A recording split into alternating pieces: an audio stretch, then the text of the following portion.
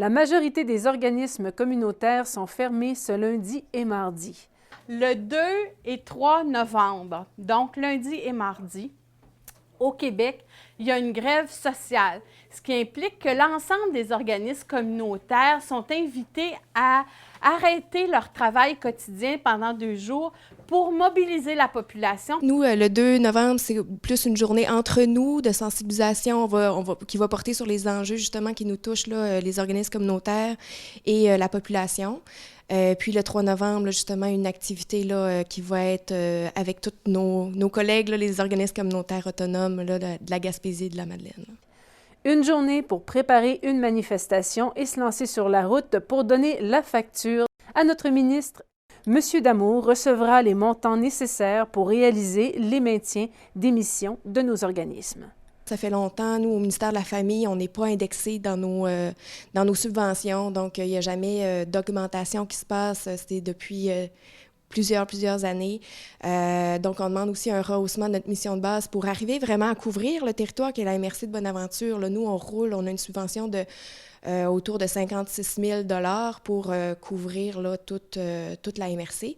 Puis, on est 3 employés là-dessus, là, donc vous voyez qu'on ne peut pas faire énormément avec peu. Puis, on fait déjà ce qu'on fait déjà, là, beaucoup avec très peu. Là. Nous, ce qu'on demande à la Maison de la Famille, bien, c'est sûr que c'est plus de justice sociale, hein, une meilleure répartition de la richesse pour la population. Donc, puis on a vu des familles, nous, qui ont perdu leur emploi, évidemment, avec toutes les coupures qui ont lieu là, au niveau de l'austérité. Donc, ça nous touche particulièrement là, de un peu être la voix de ces familles-là. Vous avez toutes vécu des coupures, je suis certaine, dans les dernières années, ou des augmentations. Hein? Hydro-Québec qui a augmenté de plus de 22 % en moins de 10 ans, l'épicerie qui coûte de plus en plus cher, l'essence qui coûte de plus en plus cher, une nouvelle loi en santé qui va faire que les frais qu'on paie parfois, ça va être rendu légal. Donc, il se passe plein d'affaires au niveau du gouvernement du Québec qui fait qu'on s'appauvrit et qu'il y a des riches qui s'enrichissent toujours. D'ailleurs, ce matin, en me levant, j'ouvre Internet et je regarde les nouvelles. Que vois-je? 1 milliard de dollars va être donné à Bombardier, qui est une multinationale, qui a déjà full d'argent.